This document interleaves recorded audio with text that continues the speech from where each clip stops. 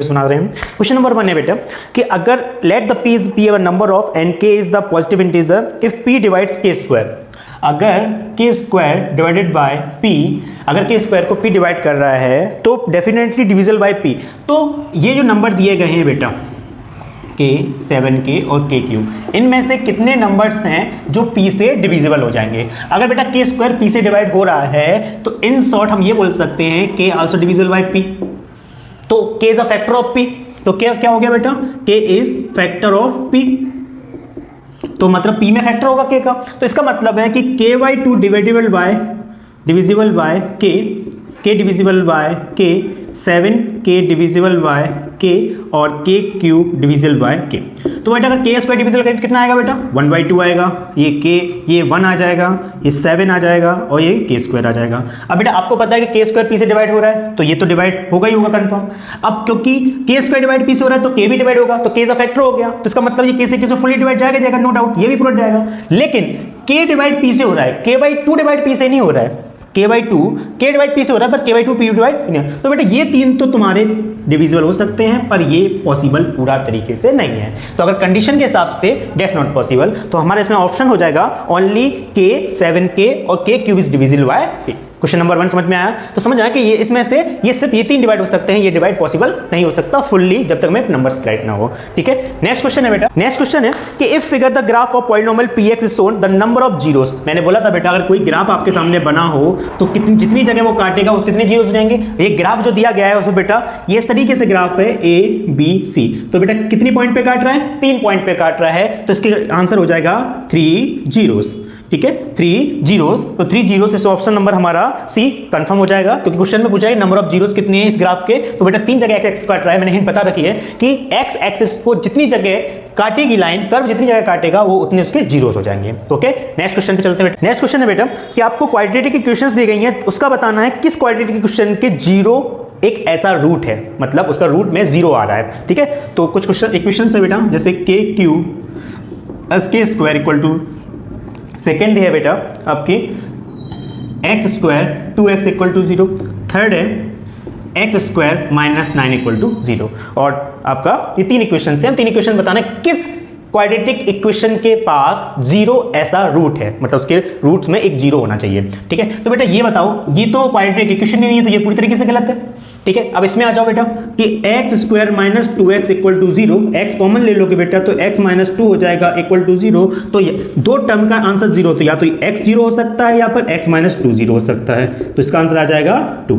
इसके बेटा quadratic equation के 2 रूट भी निकल आए और इसका एक ऐसा 0 है, तो ये तो आंसर होगा, मतलब ये क्वाड्रेटिक इक्वेशन ऐसी है जिसका एक 0 रूट है या जीरोस है। ठीक है, नेक्स्ट देख लेते हैं बेटा ये वाला कि एक्स स्क्वायर -9, तो बेटा हमको पता है कि इस तरफ जाएगा तो प्लस हो जाएगा, स्क्वायर रूट लेंगे तो x का जाएगा +-3, तो इसके भी 2 रूट्स आ रहे हैं बेटा, एक 3 प्लस में 3 आ रहा है, एक माइनस का 3 आ रहा है, बट इसका एक जीरो नहीं आ रहा। ठीक है, तो इसका टर्म एक हमें रूट जो चाहिए था वो 0 चाहिए था, इसमें जो कि नहीं है, तो सिर्फ आंसर हो जाएगा हमारा एक्स स्क्वायर -2x। ऐसी क्वाड्रेटिक इक्वेशन में बतानी थी जिसका एक रूट 0 होना चाहिए, तो इसी इक्वेशन का एक रूट 0 है, इसमें तो दोनों कोई कौन नंबर आ रहा है, तो ये आंसर नहीं होगा। ठीक है, नेक्स्ट क्वेश्चन पे चलते हैं बेटा। नेक्स्ट क्वेश्चन है बेटा 2 linear equation in variable x and y की लीनियर इक्वेशन दे रखी है बेटा, इससे दिया है x b1 बाय c1 0 और a2x b2 y और इक्वल टू c2 0। ठीक है, सॉरी ये c1 c और c दे रखा है। चलो दो क्वेश्चंस दे रखी हैं बेटा आपको, which of the following pieces of information is independently sufficient to determine a solution exist और नॉट द लीनियर पेयर। हम चेक करने हैं कि इसके इक्वेशंस के सॉल्यूशन डिटरमाइन करने हैं, एग्जिस्ट करने चाहिए और नहीं करने चाहिए, कौन कौन सी कंडीशन हो सकती हैं। तो हमारे इसके पास ये क्वेश्चन जो है वो ऑप्शन वाइज होगा। ऑप्शन चेक कर, हमारे पास 2 इक्वेशन दे रखी हैं और पूछ रहा है कि डिटरमाइन सॉल्यूशन एग्जिस्ट और नॉट, कौन सा एग्जिस्ट करेगा और नहीं करेगा। पहली बात बेटा हमारे पास 3 कंडीशंस होती हैं, पहले वो 3 कंडीशन समझ लो कौन कौन सी होती हैं बेटा, a1/a2, b1/b2 और c1/c2। एक ये होती है जो कौन सा लाइन की होती है, a1/a2 not equal to b1/b2, ये तुम्हारी इंटरसेक्ट लाइन की होती है बेटा, और a1/a2 b1/b2 और नॉट इक्वल टू c1/c2। ये तुम्हारी कौन सा लाइन की होती है, ये तुम्हारी इंटरसेक्ट लाइन की होती है और ये तुम्हारा पैरेलल लाइंस की होती है। अब हमें चेक करना है बेटा कि इसके कंडीशंस में, तो बेटा अगर लाइन का सॉल्यूशन एग्जिस्ट करता है तो ये तो कंडीशन कंफर्म है, इंटरसेक्ट करेगी तो ये कंडीशन कंफर्म है, अगर इंटरसेक्ट करती है तो कोइंसाइड भी पॉसिबल है, तो ये वाली कंडीशन पॉसिबल है। तो अगर इसमें ये वाली कंडीशंस रखें तो A1/A2, B1/B2 और C/C, तो ये का 1 हो जाएगा, तो ये भी ऑप्शन सही है। तो ये ऑप्शन हमारा एक्सेस दे रखा है, तो हमारा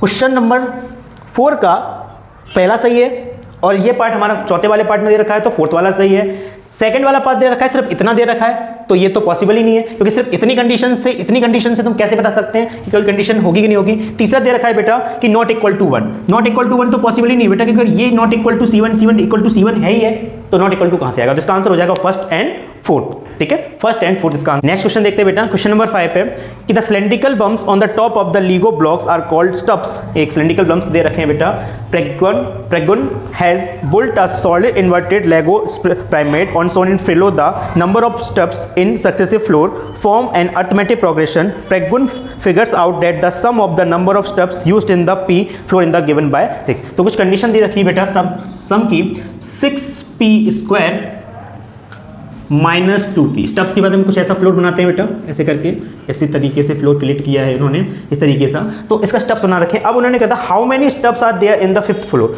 5वें फ्लोर पर 5th फ्लोर पर कितने स्टेप्स लगे जा रहे हैं, कितने ब्लॉक्स इन पे लगे जा रहे हैं। ब्लॉक्स कंडीशन ये वाली है बेटा, ठीक है, तो 5th फ्लोर पे बताना है। तो चलो बेटा 5th फ्लोर पे बताना, तो इस कंडीशन को पहले हमें कुछ 5th फ्लोर पे, अगर मैं मान लो n5 बताना, मतलब यहाँ पे A5 बताना है, तो A5 क्या होता है बेटा, A - n - d। तो n तो हमें पता है ना, हमें a पता है ना d पता है, तो पहले सबसे पहले ये निकालना पड़ेगा। तो हमने मान लो कि Sn की कंडीशन दे रखी है इन्होंने s की, तो अगर मैं इसमें 1 निकालना चाहूँ तो 6 1 की स्क्वायर 1 आ जाएगा, तो S1 मतलब फर्स्ट टर्म कितना आएगा, ये आ जाएगा 6 1 2, तो आ जाएगा 6 - 4, तो S1 की वैल्यू आ जाएगी 4। बेटा जो S1 होता है एक टर्म का सम, या बोल दो वही T1 टर्म होता है, पहला टर्म वही होगा, जिसे A1 टर्म बोल सकते हो, A1 टर्म वही होगा, टर्म 1। ठीक है, चलो अब हम निकालेंगे बेटा S2, तो इसमें S2 निकालेंगे तो बेटा बताओ S2 की वैल्यू रखेंगे, तो 6 2 की पावर स्क्वायर 2 2, तो 6 × 4 ये आ जाएगा 4, तो 6 तो 24 - 4 = आ जाएगा 20। दो संख्याओं का सम, दो टर्म का सम 20 है, तो 20 हम किसको बोलेंगे बेटा, 20 हमारा क्या हो जाएगा बेटा, A1 + A2 = 20। दो टर्म का सम 20 है ना, पहला टर्म कितना है बेटा, S1 टर्म, या A1 कितना है बेटा 4 है, तो A2 टर्म यहां से निकल आएगा, तो A2 टर्म कितना हो गया बेटा 16, तो बेटा A2 टर्म 16 आ गया, और हमारा A1 टर्म तुम्हारा कितना दे रखा है 4। जो A1 टर्म होगा, अब देख लेते हैं बेटा, जो A1 टर्म होगा वही हमारा फर्स्ट टर्म होगा, जो कि हमारा कितना हो गया बेटा 4 हो गया। अब बेटा A2 टर्म है पता है, A2 टर्म कितना है 16, जो किसके बराबर होगा, A + 2 - 1 to d, तो A कितना है बेटा 4 है, ये 16 है, ये हो जाएगा 1d, तो यहां से d की वैल्यू निकालो, 16 - 4d, तो d की वैल्यू आ रही है बेटा 12, d की वैल्यू आ रही है 12। हमारे पास a भी निकल आया, d भी निकल आया, अब हमें क्या निकालना है बेटा, a 5th टर्म निकालना है। तो a 5th टर्म निकालोगे बेटा, तो कहां से कैसे निकलेगा बेटा, a 5th टर्म, तो a 5th टर्म निकालोगे, a हमारे पास कितना है बेटा, a देख लो यहां पे दिया गया है 4, 5 - 1, d कितना है बेटा 12, तो 4 हो जाएगा, ये 4 × 12 हो जाएगा, 12 4 = 48, 48 + 4 कितना हो जाएगा बेटा 52, कितना आ जाएगा 52, तो इसका आंसर हमारा आ जाएगा 52। क्वेश्चन था बेटा कि स्टब्स के ऊपर फॉर्म बना रहे हो, वो इस फॉर्म का सम टर्म चल रहा है एक फ्लोर पे कितना है, तो जब हमने फर्स्ट फ्लोर का निकाला बेटा, तो कितने टर्म्स थे, तो हमें सम के टर्म का दिया था, तो S टर्म दिया था, हमने 1 रखा, तो S1 की वैल्यू निकाल दी, सम ऑफ फर्स्ट फ्लोर का निकाल दिया, सम निकाल दिया, तो बेटा हमने S1 की वैल्यू निकाल दी। आपको पता है कि फर्स्ट टर्म का सम या फर्स्ट टर्म बराबर होगा, तो S1 ही हमारा A1 होगा, और A1 ही हमें A बोलते हैं, उसको फर्स्ट टर्म बोलते हो। जब S2 निकाला बेटा वो 20 आया, S2 का मतलब होता है दो टर्म का सम, दो टर्म का सम मतलब A1 + A2 का टर्म, तो A1 हमें पता था 4 है, और A2 की वैल्यू हमें यहां से निकल गई। जब A2 निकल के आ गया, तो A2 की हेल्प से हमने D भी फाइंड कर लिया। जब D फाइंड हो गया, तो हमें 5th टर्म निकालना था, या 5th फ्लोर का निकालना था, जो हमारा A - 5 - 1 × D से निकलता, तो A की वैल्यू रखी, 5 - 3 का 52 आ गया, तो 52 हमारे इसमें ऑप्शन एग्जिस्ट करता है, तो हमारा 52 इज द आंसर हो जाएगा। नेक्स्ट क्वेश्चन पे चलते हैं बेटा, हमारे पास कोऑर्डिनेट्स दे रखे हैं बेटा, 3 कोऑर्डिनेट्स दे रखे हैं A B C, और form the vertex of triangle, triangle बना रहे हैं, हमें बताना है कि कौन सा ट्रायंगल फॉर्म होगा। ठीक है, तो एक कोऑर्डिनेट्स के ट्रायंगल फॉर्म कर लेते हैं, A 5, 1, दूसरा है बेटा B 1, 4, यह है C तुम्हें दे रखा है 8, 5, ठीक है। तो अगर यहाँ पे हमें बताना है ट्रायंगल कौन सा फॉर्म हो रहा है, तो पहले बेटा AB की डिस्टेंस निकाल देते हैं। तो बेटा AB की डिस्टेंस कैसे निकलेगी, 5 माइनस 1 करोगे तो बेटा 4 का स्क्वायर, और 1 माइनस 4 करोगे तो बेटा इसको लिख देते हैं प्रॉपर समझेंगे, 5 माइनस 1 का स्क्वायर और 1 माइनस 4 का स्क्वायर, 1 माइनस 4 का स्क्वायर। तो ए भी यहाँ से कितना निकल रहा है बेटा, 5 माइनस 1 4 का स्क्वायर, 4 का स्क्वायर होता है बेटा 16, और 1 माइनस 4 का स्क्वायर 3 आएगा, 3 का स्क्वायर होता है बेटा 9। तो ए बी की वैल्यू आ रही है बेटा 20/25, तो इसका वैल्यू आ रही है 5। ए बी 5 आ गया। हम बी सी निकाल लेते हैं। बी सी कैसे निकालेंगे, 8 माइनस 1 का स्क्वायर और 5 माइनस 4 का स्क्वायर। 8 माइनस 1 7 का स्क्वायर तो जाएगा 49, और ये जाएगा 1, तो आ जाएगा बेटा 50। 50 को क्या बोलते हैं, 25 इंटू 2, तो आ जाएगा बेटा 5√2। तो बी सी की वैल्यू 5√2 आ गई। चलो ए सी की वैल्यू यहाँ से निकाल देते हैं। ए सी की वैल्यू कैसे निकलेंगे बेटा, 8 माइनस 5 का स्क्वायर प्लस 5 माइनस 1 का स्क्वायर। तो 8 माइनस 5 का स्क्वायर होगा 3, 3 का स्क्वायर होगा 9, और 5 माइनस 1 का होगा 4, 4 का स्क्वायर होगा 16। तो ये कितना आ रहा है बेटा 25। तो इसका आंसर भी ए सी का भी आंसर 5 हो गया। तो बेटा दो साइड सेम आ रही हैं। अब यहाँ पे बेटा 3 साइड का सम देख लो, ये तुम्हारी 5 आ रही है, ये भी 5 आ रही है, ये 5√2 आ रही है। तो पहला बात तो ये आइसोसेलेस ट्रायंगल तो कंफर्म है। दो ऑप्शन है बेटा इसमें, आइसोसेलेस देख दिया है, आइसोसेलेस राइट एंगल ट्रायंगल, एक isosceles acute angle triangle. Check कर लेते हैं क्या ये राइट एंगल बन रहा है, वरना अगर नहीं बन रहा है तो ये एक्यूट एंगल होगा। राइट एंगल चेक करने के लिए हम देखते हैं बड़ी वाली साइड जो है, तो बीसी का square converts of Pythagoras theorem लगाएंगे, बीसी का स्क्वायर और एसी का स्क्वायर और ए बी का स्क्वायर। चेक कर लेते हैं, बड़ी वाली साइड होता है बीसी का स्क्वायर रूट 50 का स्क्वायर, एसी का स्क्वायर कितना बेटा, एसी कितना है बेटा 5 है, ये भी 5 है, तो जाएगा 25, ये 25, ये हो जाएगा 50। हाँ बेटा ये एक प्रूफ है। तो जो बीसी है बेटा वो हमारी हाइपोटेनस है, जो बीसी है हमारी हाइपोटेनस है ए, तो हमारा ए पे 90 डिग्री का एंगल आ जाएगा। इन शॉर्ट हमारे पास ये है triangle, isosceles right angle triangle बनेगा। तो हमारा इसमें ऑप्शन नंबर तुम्हारा जो हो जाएगा वो सी हो जाएगा। ठीक है बेटा, नेक्स्ट क्वेश्चन पे चलते हैं बेटा। नेक्स्ट क्वेश्चन है बेटा कि x axis divide the joint of 2,3, 2,-3 एक पॉइंट है, और ए लेट दूसरा पॉइंट हमने मान लिया 5,6, इसको एक्स एक्सिस काट रही है, एक्स एक्सिस काट रही है। तो बेटा इसका रेशियो बताना है हमें, इसका रेशियो बताना है। बहुत सिंपल है बेटा, जब भी रेशियो बोलना है तो मैं कहूँगा इसको पी मानो। एक्स एक्सिस काट रही है तो एक्स मिलेगा, वाई 0 मिलेगा, इसको 1 मानो। अब हमें फॉर्मूला पता है, अगर एक्स एक्सिस काट रही है तो पॉइंट हमें कौन देगा बेटा, सेक्शन फॉर्मूले का वाई पॉइंट देगा। तो वाई मुझे पता है 0 है, फॉर्मूला क्या हो जाएगा, lambda y2 1 y1 lambda plus 1, ये तो 0 हो जाएगा। लैम्डा y2 कितना है बेटा 6 लैम्डा, y1 कितना है -3, तो ये हो जाएगा लैम्डा प्लस 1, लैम्डा प्लस 1 0 से मल्टीप्लाई हो जाएगा, तो ये 0 हो जाएगा, 6 लैम्डा -3, तो 6 लैम्डा -3 इक्वल टू 0, तो लैम्डा इक्वल टू आ जाएगा 3/6, तो जाएगा 1/2। तो रेशियो समझ में आया। मैंने पहले बता रखा है कि अगर आपका पॉइंट आपको रेशियो बताना है, अगर वो एक्स एक्सिस काट रहा है तो सेक्शन फॉर्मूला का वाई पॉइंट आंसर देगा, और अगर वो वाई एक्सिस काट रहा है तो सेक्शन फॉर्मूला का एक्स पॉइंट तुम्हें आंसर देगा। रेशियो जब भी निकालना हो तो लैम्डा कॉमा 1 ही मानना है, सिंपल। ठीक है, चलो नेक्स्ट क्वेश्चन पे चलते हैं बेटा। नेक्स्ट क्वेश्चन है बेटा, in the following figure ST parallel to QR दे रखा है, एक ट्रायंगल दे रखा है हमें इस तरीके का, S ऊपर है, सॉरी PQR ट्रायंगल है, PQR ट्रायंगल है, ST यहाँ दे रखा है, ST पैरेलल है QR के। तो बेटा ST पैरेलल है QR, तो बेसिक प्रोपोर्शनलिटी थ्योरम क्या बोलती है कि अगर आपका ये लाइन ST पैरेलल है तो ये रेशियो इसके बराबर होगा।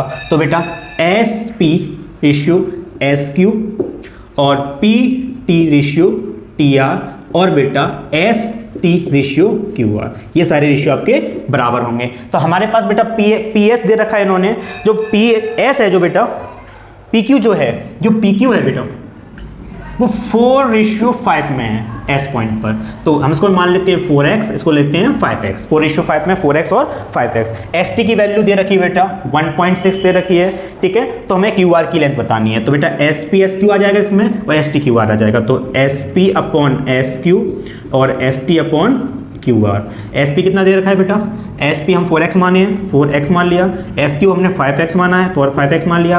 ST कितनी दे रखा है, ST 1.6 देखा है, QR बताना है, x से x कट गया बेटा, तो Q4 नीचे आ जाएगा, 5 ऊपर चला जाएगा, तो QR इक्वल टू ऊपर 5 आ जाएगा, 1.6 इंटू 5 अपॉन 4, पॉइंट हटेगा, नीचे 10 बढ़ेगा, 4 4 जा 16 और 5 2 जा 10 और 2 का 4 में डाल देंगे 2, तो QR की वैल्यू आ रही है 2। क्यू आर की वैल्यू कितनी आ रही है बेटा 2, तो option number B is correct, हम 2 क्यू आर को निकाल सकते हैं। फिर समझो बेटा, हमें इसका रेशियो दिया था 4:5, हमने 4x और 5x मान लिया, एस टी दे रखा था, क्यू आर निकालना था, ये लाइन इसके रेशियो में इक्वल होगी, ये लाइन इसके रेशियो में इक्वल होगी, हम थ्योरम से जानते हैं। अब ये दोनों ट्रायंगल होंगे तो ये लाइन भी इसके रेशियो में इक्वल या फिर प्रोपोर्शनल होगी, तीनों लाइन प्रोपोर्शनल होगी, क्योंकि वैसे भी हमें पता है बेटा अगर ये लाइंस आपस में सेम रेशियो में है तो ये ट्रायंगल सिमिलर प्रूफ ऑटोमेटिक हो जाएगा, और सिमिलर प्रूफ हो जाएगा तो बेटे सारी साइड्स इस बड़े ट्रायंगल में निकलेंगी। तो बेसिक प्रोपोर्शनलिटी थ्योरम में तुम्हारी साइड्स प्रोपोर्शनल हो जाती हैं, तो यहाँ से ये पता चल जाएगा। नेक्स्ट, अब हम नेक्स्ट क्वेश्चन पे चलते हैं बेटा। नेक्स्ट क्वेश्चन है बेटा, in the given figure P Q and P A and P B are tangent. हमारे पास एक फिगर है, इसमें पी ए और पी बी टेंजेंट है, ठीक है, P A P B tangent है, और ये सेंटर हमारा ओ है, और इन दोनों को मिला दिया गया है इस तरीके से, ठीक है। हमें इसमें एंगल बताना है, angle O A B, O A B, ये वाला एंगल फाइंड करना है। लेट सपोज एक्स मान लिया, ठीक है, और इसमें कुछ दिया है, ए पी बी दिया है इन्होंने, ए पी बी 50 दिया है, हमें ये एंगल फाइंड करना है। तो बेटा आपको पता है कि सर्कल की प्रॉपर्टी में क्या बोलते हैं, जो रेडियस होती है वो टेंजेंट के परपेंडिकुलर होती है, जो रेडियस होती है टेंजेंट के परपेंडिकुलर होती है। तो बेटा एंगल, तो हमें पता है बेटा ओ ए परपेंडिकुलर टू पी ए, तो एंगल ओ ए पी क्या हो जाएगा 90 हो जाएगा, ठीक है। तो रेडियस ड्रॉ होती है परपेंडिकुलर के, तो क्या वो टेंजेंट के वो 90 डिग्री एंगल बनाती है, ठीक है। दूसरा O B perpendicular to P B, तो एंगल ओ बी पी ये भी 90 हो जाएगा, ठीक है। चलो आ जाओ, अब एंगल ओ और ये हमें इन दोनों के बारे में बताना है। तो हमें पता है in quadrilateral A P O B, O A P B, O A P B, चारों एंगल का सम कितना होता है बेटा, चारों एंगल सम होता है 360। तो angle P, angle A, angle B और एंगल ओ 360 होता है। एंगल पी कितना बेटा 50 दिया हुआ है, एंगल ए हम भी 90 निकाल के बैठे हैं, एंगल बी भी हम 90 निकाल के बैठे हैं, एंगल ओ हमें पता चल जाएगा। तो कितना होगा 90, 180 और 50 कितना हो जाएगा 230। तो angle O is equal to हो जाएगा 360 इक्वल टू 230, तो एंगल ओ हो जाएगा 130, एंगल ओ कितना हो जाएगा 130। अब बेटा इसमें देखो यहाँ पर in triangle A O B, A O B, तो बेटा आपको पता है कि ओ ए इक्वल ओ बी दिया है, ओ ए इक्वल ओ बी क्योंकि रेडियस है, क्या बेटा रेडियस है, रेडियस। तो अगर रेडियस है तो angle O A B, angle O A B equal होगा ए ओ बी ए के, ओ बी ए के, क्यों opposite angle to equal side, क्योंकि अगर आपकी साइड इक्वल है तो एंगल भी इक्वल होंगे। तो ये वाला एक्स है तो ये वाला भी तुम्हारा एक्स हो जाएगा। तो in triangle O A B में सम ऑफ एंगल लगाओ, तो angle O A B plus O B A कितना होगा बेटा 180 होगा। एंगल हो तुम्हें पता है अभी निकाल के 130, इसको भी एक्स मान लिया, इसको भी एक्स मान लिया। एंगल तुम्हें चाहिए था ओ ए बी चाहिए था, दोनों सेम है, तो बेटा चेंज ही कर लो, ओ बी ए की जगह क्या लिख दो, ओ ए बी ही लिख लो, ओ ए बी 180। तो ये हो जाएगा 2 angle O A B 180 minus 130, तो 2 angle O A B equal to कितना हो जाएगा 50 डिग्री। तो एंगल ओ ए बी 50/2 तो हो जाएगा 25 डिग्री, सिंपल। तो इसमें करना क्या था, पहले हमको पता था कि ये एंगल 90 होगा, ये भी 90 होगा, ये 90 होगा, ये भी 90 होगा, और ये 50 बताइए, तो हमने एंगल ओ निकाल दिया, अब हमें पता है कि ओ ए और ओ बी यहाँ पे रेडियस है, तो रेडियस है तो इनके बनने वाले एंगल इक्वल होंगे, तो एंगल सम प्रॉपर्टी लगा के हमने एक्स की वैल्यू निकाल दी, इनका ओ ए बी निकाल दिया, जितना ओ ए बी होगा उतना ओ बी ए बी होगा। तो इसमें आंसर आ जाएगा बेटा 25 degree, option number A is correct.